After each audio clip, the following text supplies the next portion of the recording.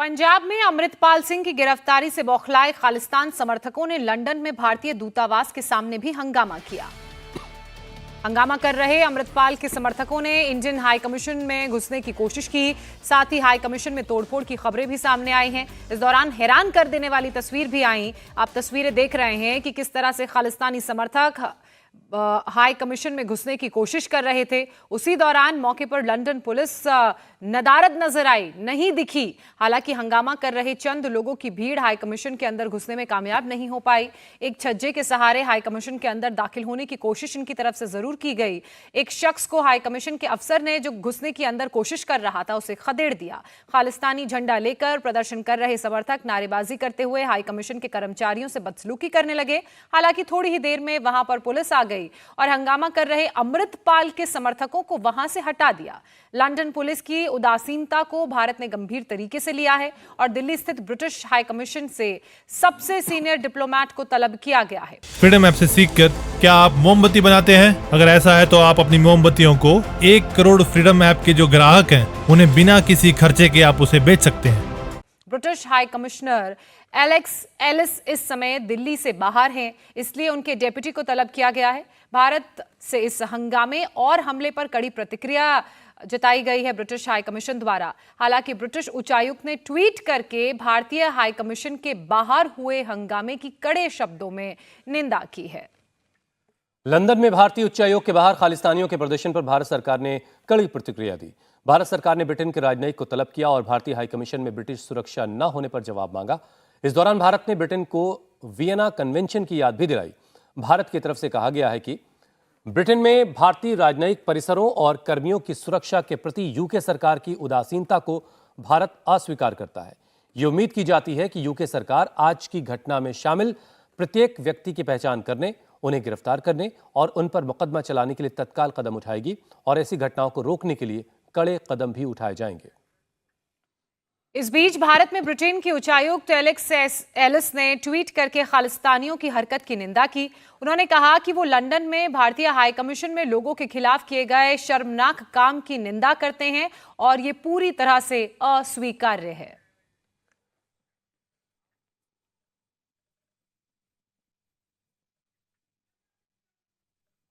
Police जांच में अमृतपाल के आईएसआई के साथ कनेक्शन का खुलासा हुआ है। पुलिस अब उस पर एनएसए लगाने की तैयारी में है।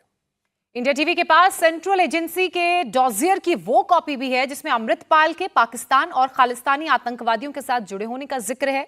आईएसआई के कहने पर 2022 में पंजाब लौटा अमृतपाल सिंह यहां युवाओं को भड़काकर अपनी फौज बना रहा था। उसका मकसद पंजाब में जंग छेड़ना था। वहीं पंजाब के कई जिलों में धारा 144 लगा दी गई है। दोपहर 12 बजे तक इंटरनेट बंद है। बल्क एसएमएस पर भी पाबंदी लगी हुई है।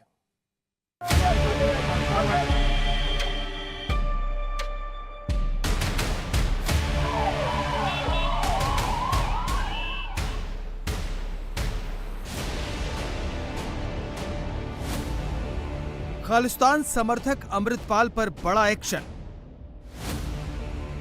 अमृतपाल के आईएसआई कनेक्शन का खुला राज। अमृतपाल का ऑपरेशन भिंडरावाला। खालिस्तान समर्थक अमृतपाल सिंह को लेकर हर दिन सनसनीखेज खुलासे हो रहे हैं। अमृतपाल सिंह की प्लानिंग पंजाब को 80 के दशक वाले आतंक में तब्दील करने की है। अमृतपाल के घर से पुलिस को छापेमारी में जो सामान मिला है वो इस बात की तस्दीक कर रहा है कि वो बड़ी जंग की तैयारी कर रहा था। अमृतपाल भिंडरावाले टाइगर फोर्स जैसा एक संगठन खड़ा कर रहा था। इसके लिए उसे पाकिस्तानी खुफिया एजेंसी आईएसआई पूरा बैकअप दे रही थी। पुलिस अब उसके खिलाफ एनएसए लगाने की तैयारी में है। पाकिस्तान नाल देखता है कुछ रिपोर्ट्स में कहा गया है कि आईएसआई कनेक्शन है, तो है वो। अमृतपाल सिंह भिंडरावाला टाइगर फोर्स जैसा एक संगठन खड़ा कर रहा था। नाम था AKF, जिसका मतलब है आनंदपुर खालसा फोर्स। छापेमारी के दौरान पुलिस को उसके घर से AKF वाली जैकेट मिली है। साथ ही उसके घर के गेट और दीवार पर AKF लिखा हुआ है। इंडिया टीवी को अमृतपाल से जुड़ा एक डोजियर मिला है जो सेंट्रल एजेंसियों ने अमृतपाल सिंह के मामले में पंजाब पुलिस को भेजा था। इसमें कहा गया है कि अमृतपाल सिंह युवाओं को खाड़कू यानी मानव बम बनाने के लिए तैयार कर रहा था। वो पाकिस्तान की खुफिया एजेंसी आईएसआई और विदेशों में रहने वाले खालिस्तान के हमदर्दों के कहने पर दुबई से भारत लौटा था। अमृतपाल को विदेश से फंडिंग मिलने का शक है। पंजाब में खालिस्तान समर्थक दीप सिद्धू ने वारिस पंजाब दे नामक संगठन की शुरुआत की थी। उसकी मौत के बाद अमृतपाल सिंह ने संगठन को आगे बढ़ाया। अमृतपाल सिंह के गांव में वारिस पंजाब दे का एक बड़ा पोस्टर लगा हुआ है, जिसमें जनरल सिंह भिंडरावाले, दीप सिद्धू और अमृतपाल सिंह की बड़ी बड़ी तस्वीरें लगी हैं। भिंडरावाले के नाम के आगे संत और अमृतपाल सिंह के नाम के आगे पहले भाई लिखा गया है, जबकि दीप सिद्धू के नाम से पहले कुछ भी नहीं लिखा गया। खालिस्तान समर्थकों के कनेक्शन शुरू से ही पाकिस्तान से रहे हैं। ऐसे में अमृतपाल सिंह के लिंक आईएसआई के साथ मिलने के बाद केंद्र सरकार भी अलर्ट हो गई है। इस केस में जल्द ही एनआईए की एंट्री हो सकती है। अमृतपाल सिंह के खिलाफ पंजाब पुलिस सबसे बड़ा एक्शन ले रही है। पंजाब में हालात न बिगड़े, इसके लिए पुलिस फ्लैग मार्च कर रही है। हर संदिग्ध से पूछताछ हो रही है।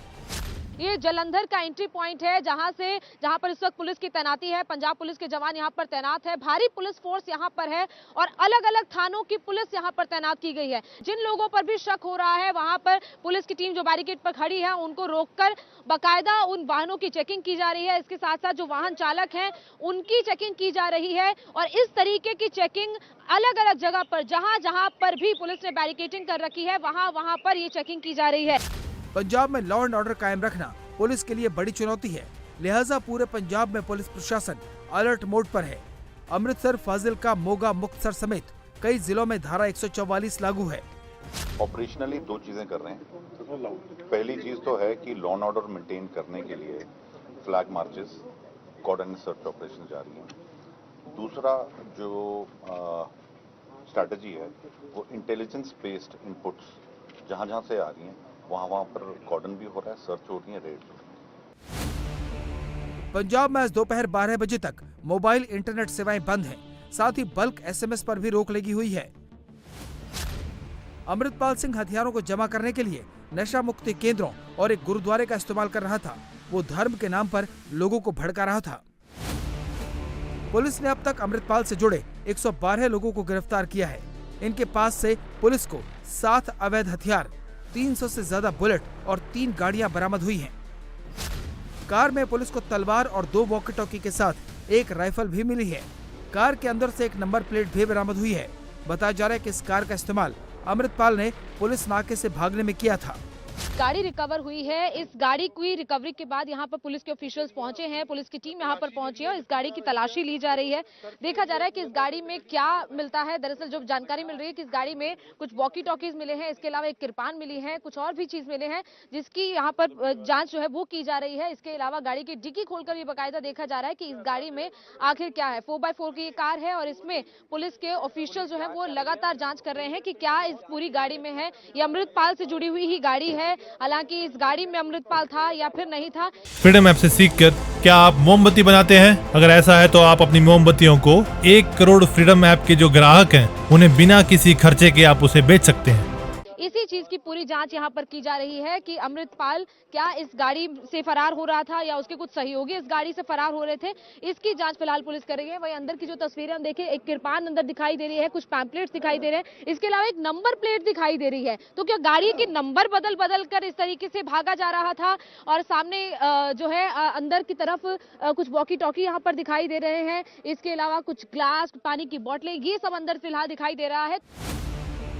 वही सूत्रों की माने तो पुलिस को अमृतपाल के फाइनेंसर दलजीत सिंह कलसी के फोन में कुछ पाकिस्तान के नंबर मिले हैं। इनमें से कुछ नंबर आईएसआई एजेंट्स के हो सकते हैं। बताया जा रहा है कि इन नंबरों से अमृतपाल के संगठन के पास करीब 30 करोड़ रुपए की फंडिंग आई है। अमृतपाल सिंह पंजाब में लौटने के बाद आईएसआई के मिशन पर काम कर रहा था। वो धर्म के नाम पर लोगों को भड़काकर बड़ी जंग की तैयारी कर रहा था। इंडिया टीवी हर वक्त हर जगह डाउनलोड करने के लिए सर्च करें India TV news Google play store या ऐप स्टोर पर।